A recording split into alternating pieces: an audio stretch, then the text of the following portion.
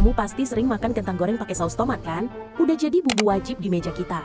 Tapi tahu nggak, benda merah kental ini awalnya diciptakan sebagai obat batuk.